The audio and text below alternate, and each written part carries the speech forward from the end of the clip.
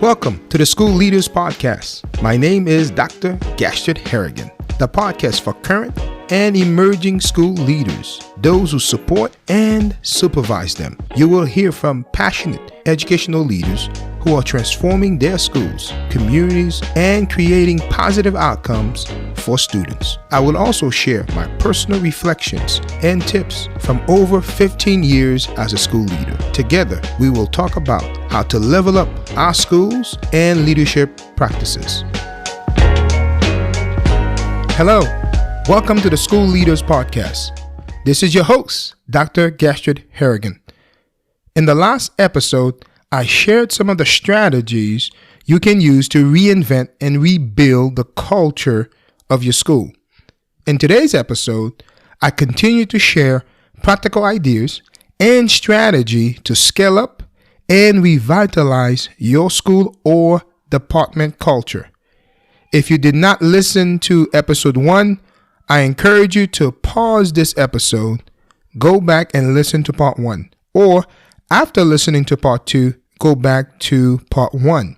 So let's dive right in. Is to create a shared vision.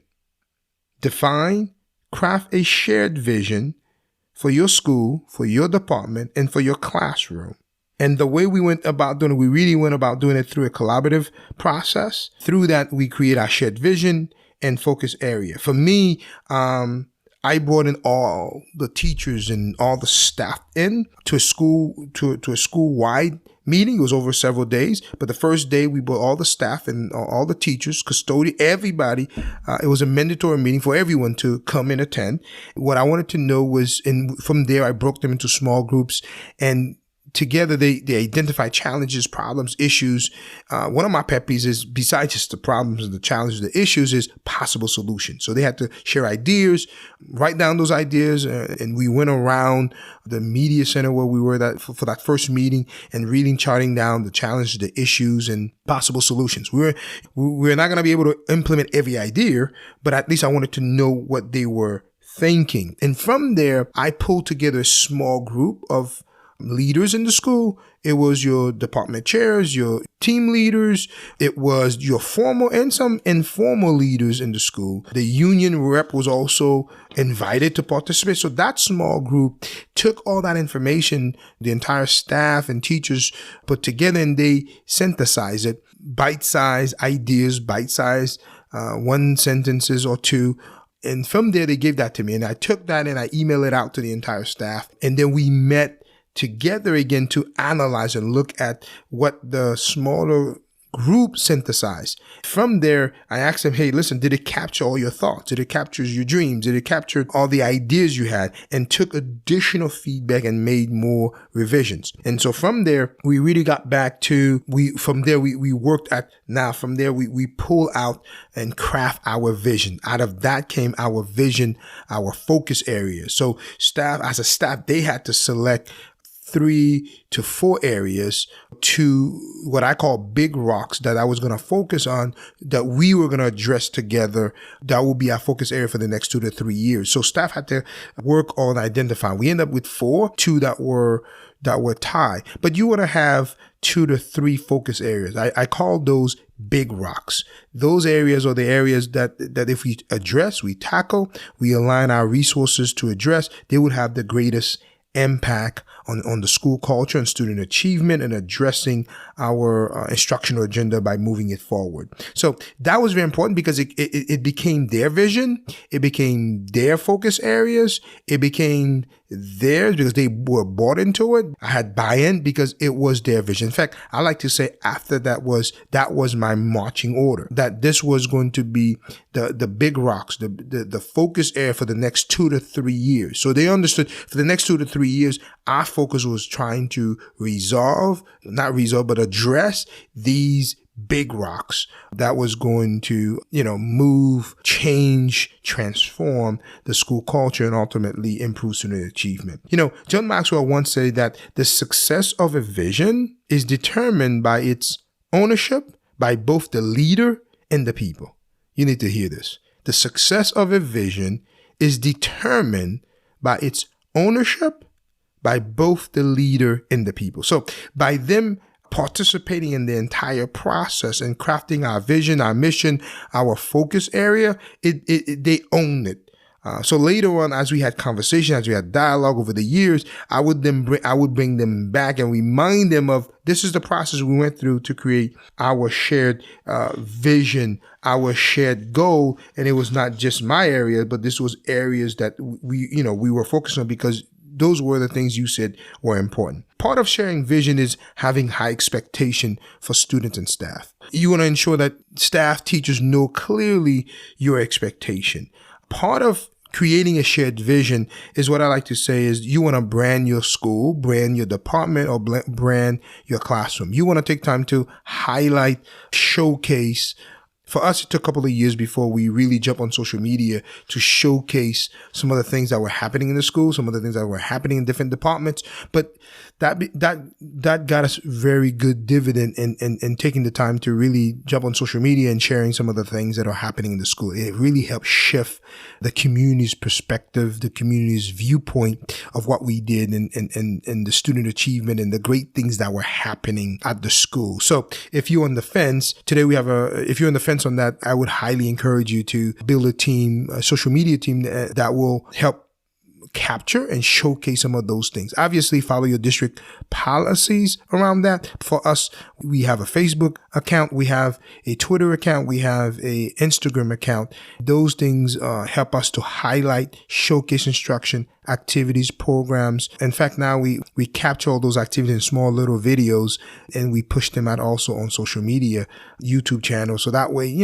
when they Google us, they go on our website, you could teacher, staff, and the community at large could see some of the things that are happening. Warwick once said that the more leaders are able to create strategy that achieve the desired result, while also creating a great place to work and conduct business, the more likely a healthy culture will be the result.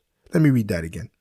The more leaders are able to create strategies that achieve the desired results, while also creating a great place to work and conduct business, the more likely a healthy culture will be the results. Number 3, the third way to reinvent and rebuild the culture of your school is communication.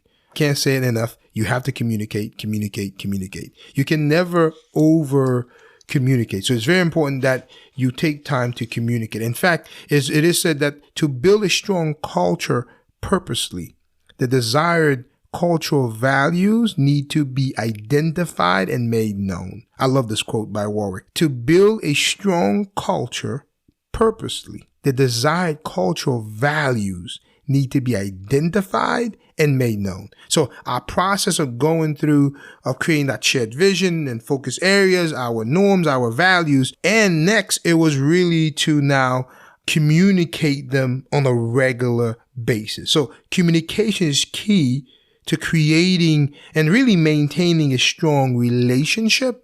I would even say also trust. It's very important. So there are various ways that I went about communicating on a regular basis. For the staff and the teachers, I have a weekly newsletter. Typically, I push it out on Sunday nights or Monday morning. I have a weekly newsletter. And really in that newsletter, it's really 2 pages. I share obviously focus areas, the activities that are happening for that week. But what I found out over the years is that the section that the staff tells me over the years that they focus on is the kudos area, the thank yous area, and the area of where I put a lot of the pictures, the photos and videos that we have of the things that are happening in the school. It also helped me set expectations and routine because now I'm celebrating, I'm highlighting what I want to see, the culture, the instructions, the positive things that we want to teachers I would like to see replicate throughout the school are being showcased on a weekly basis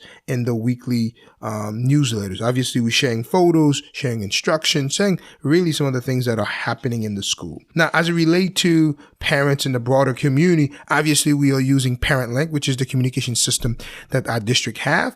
Regardless of what your district have, use it to communicate with your parents and community. We use our website. Use your website. You'll be surprised. Usually, your website is the first place parents goes to find information about you. The second place typically these days is social media. So you use your website and keep it updated, frequent. Have section areas where, you have videos, you have different things on there or links to other places.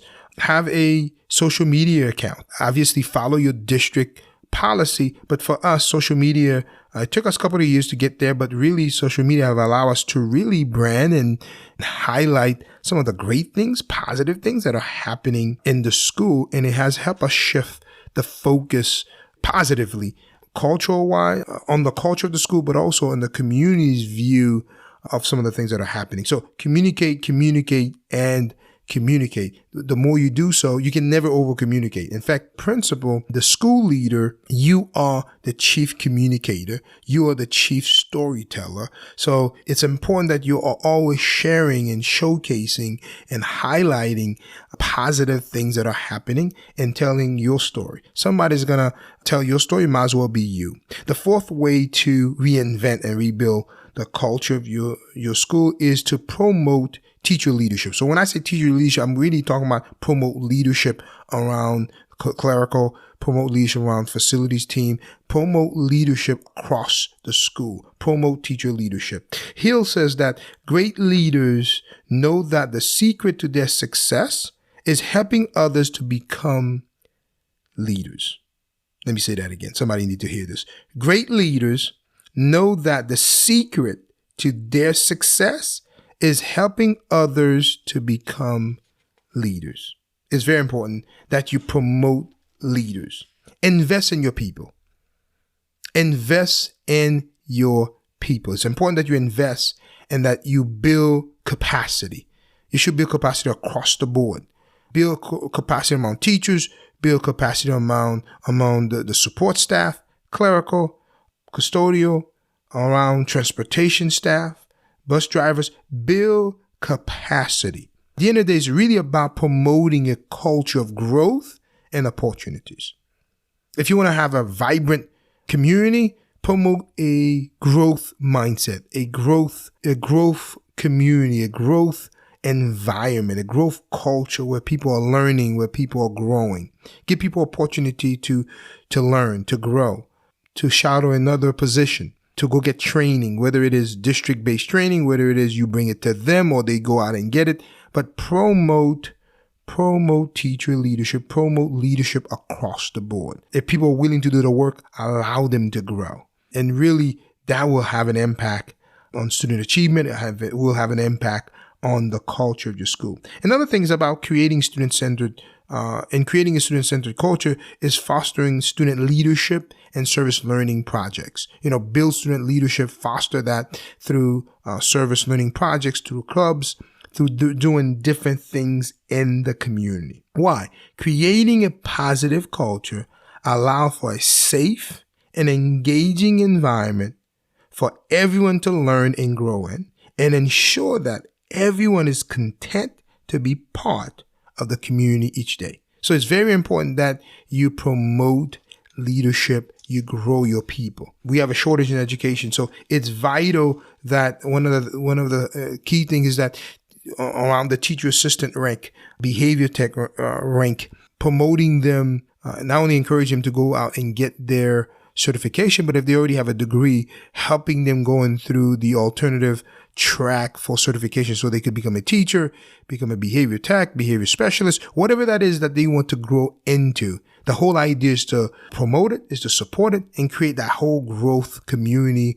whole growth culture, growth school where your people are growing, expanding. And I know some leaders are thinking, well, if I grow them, they're going to leave. Yeah, some of them will leave. Guess what? As they leave, your impact, your legacy is going to be greater. But at the end of the day, it's all about promoting growth, because not everybody's going to leave, but the more you support, grow your people, build capacity, the greater dividend it would have, because then now you're going to build a depth. You're going to, within the ranks, you're going to build capacity.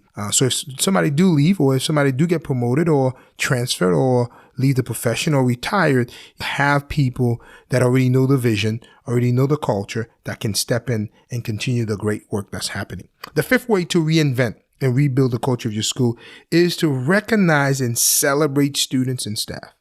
Recognize and celebrate students and staff. Warwick put it this way: value, recognize, and reward behaviors that support the desired culture. Value, recognize, and reward behaviors that support the desired culture. Again, you want to value, you want to recognize, and you want to reward those behaviors that support your vision, that support your desired culture that you're trying to build. Celebrate success. It's very important to celebrate success, celebrate student success, celebrate staff success. Take time, make it a priority in the newsletter, on the website, on social media, during meetings. Celebrate success. Celebrate staff birthdays. Recognize staff birthdays during their birthday. Celebrate it. On a monthly basis, we celebrate those who are celebrating their birthday. We get a cake and we celebrate and we sing them happy birthday. Brag about your staff. Brag about your school. Tell your story. Celebrate staff. We also have Teacher of the Month. In fact, we call it Star Teacher and Star Employee of the Month. So that allows us to spotlight our staff or teacher that specific month for the instructions that are taking place, maybe for the great work that they are doing.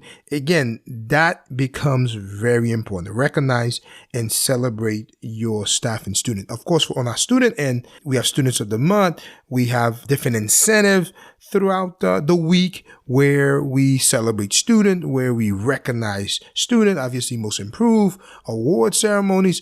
But what we find very important as part of our positive behavior intervention plan is that on a weekly basis, really recognizing student. And it really doesn't cost much, announcing their name. Sometimes we give a soda, sometimes it's chips that we give them, whatever it is that we give them. It's not really about what they get. It's really all about the recognition. I'm being recognized, I'm being celebrated. In fact, some kids have said to us, this is I've been in many schools, but this is the first school that I actually received a reward. I've actually been recognized for something. And parents have said, I usually get a phone call for a bad behavior and you calling me because my child is getting some type of reward. And sometimes simply the most improved student. You got less referral this month. And we are just celebrating the fact that, you're making incremental. You're not perfect, but you are making incremental changes. We have every quarter, we have breakfast and luncheon where we try to celebrate and recognize the hard work of our staff and our teachers. The whole idea is that if you're going to reinvent and rebuild the culture of your school, that you set time to really recognize people, recognize the work, the things that are happening in your school. The sixth way to reinvent, to rebuild the culture of your school is really parental engagement. Parental engagement is very important. You got to engage your parents. You have to engage your community. It's very important. In fact, Lauren says that what is the most underused resource in education today? Parents. She highlighted the fact that we do not maximize parent. And I know in some communities that are listening to me, Title I schools, I've worked in Title I schools, I've worked in some challenging schools, and it may be a challenge to get parents out because some of them may be working 2 or 3 jobs. Not that they don't want to be there, but they are working 2 or 3 jobs. High ELL communities. With technology these days, you could find and be intentional in finding ways to communicate with them, whether it is using online platforms, whether it is Zoom, whether it is a team, Microsoft Teams, whatever it is, find different ways. You may have to use different strategies until you find what works. But the key thing is about parental engagement. The former governor of Arizona, Jan D. Hall, once says that at the end of the day, the most overwhelming key to a child's success is positive involvement of parents. At the end of the day, the most overwhelming key to a child's success is the positive involvement of parents. So the more we get parents involved, the more we engage them into the school, get them to support their child, get them to volunteer, the more it will transform the culture of the school, again, to being positive. The seventh way to reinvent and rebuild the culture of your school is to connect and leverage community relationship and partnership. We all know about, hey, it's important to have community involvement, but it's really important to leverage, to increase community and business partners. Some of the ways we went about doing it is, every school has career days. We end up having 2 career days. We do one in December and one in January. The whole idea is, if we were part of our mission was to really get kids prepared to be career ready. And if we were going to do so, we needed to make sure that we have career days. We bring in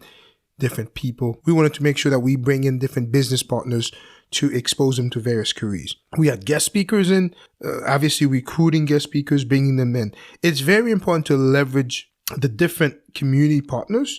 For us, we provided wraparound services to strengthen and support student and parents' mental health. And to do so, the way, I went about doing it is really reach out to the various community agencies and really connect and met with them. Obviously highlighting, they already have the statistics of the communities, but really highlighting the need that we had around mental health, around mental health, and making sure that, they support us to support our students around social, emotional, and mental health needs.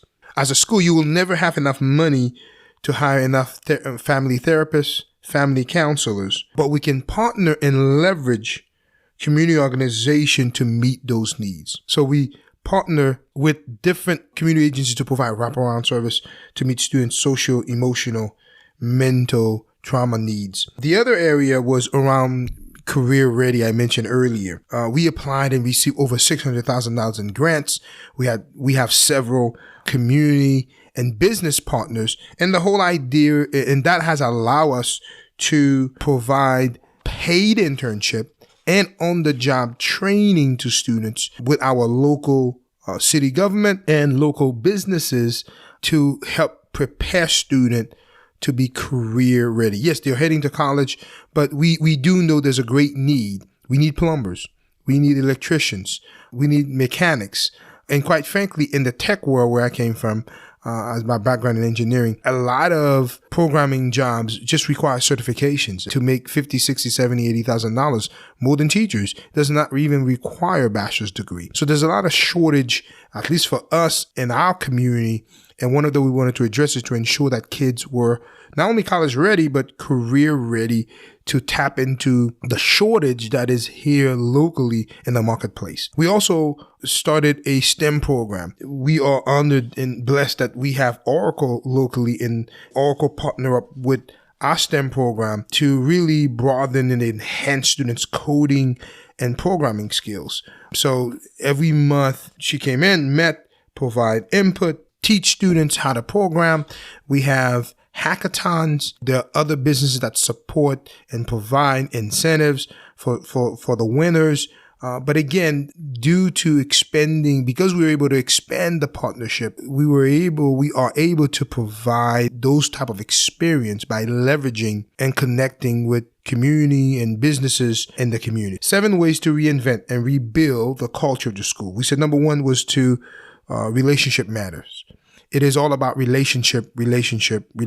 Number 2, we said create a shared vision. You need to have a vision for your school, a shared vision by having your staff and everyone collaborating together, coming together with a shared vision, and identify 2 to 3, no more than 3 or 4 focus areas, big rocks of areas that you want to focus on and change. Number 3 is communicate. Communication become very important. Communicate. Obviously, find different ways to communicate. Use technology, use social media to communicate and share and showcase some of the things that are happening in your school. Number 4, we said was teacher leadership is really just promoting leadership and really building capacity up and down the organization, up and down your school and department. The 5th way is to celebrate and recognize. Celebrate and recognize teachers, staff, the positive things that are taking place in your school. The 6th way we talked about was parental engagement. It's invaluable. It's critical that we build and engage parental engagement and engage our parents in our community. Number 7 was to really connect and leverage community relationship and partnership. And that really is around recruiting and meeting and increasing your partnership to help meet some of the needs that are happening. For us, wraparound services was one of the major needs, our mental health, social emotional needs. And by connecting with our mental health agencies, they were able to provide wraparound services for our parents, for our students. We wanted to scale up our STEM program. Oracle and some other businesses came around that. We wanted to provide more career on-the-job training. Businesses open their business to allow our kids to come in, get this paid internship and on-the-job training. So these are the 7 ways you can reinvent, you can rebuild the culture of your school. My hope is that you'll be able to take at least one nugget that would improve your school or improve your culture. Thank you for tuning in. Thank you for joining me today. Please consider subscribing to the podcast, leave a 5-star rating and a comment, share this episode with a friend, and on social media. Follow me on Twitter, Instagram, and Facebook for leadership ideas and tips. Again, thank you for joining me today. Until next time.